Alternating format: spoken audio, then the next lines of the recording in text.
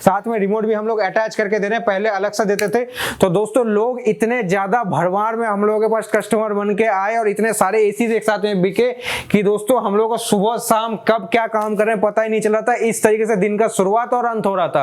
तो दोस्तों लेकिन आपका प्यार ही इतना था कि हम लोगों को आपके सामने आना था और प्रस्तुत करना था अपने नए एसीज का रेंज। तो आप देख सकते हो कैसे कैसे नए एसीज एकदम नए नए, जैसे Daikin, Voltas, Hitachi, Mitsubishi, original, सारे आप एसीज का रेंज देख सकते हो। यहाँ पे आउटडोरों का रेंज देख सकते हो। हम लोग को थोड़ा खाली करना पड़ा क्योंकि वीडियो बनाने के लिए ठीक ठाक जगह नहीं बन पा रहा था। ऑफिस काफी बड़ा है लेकिन माल इतना ज्यादा है कि छोटा बन के रखा है।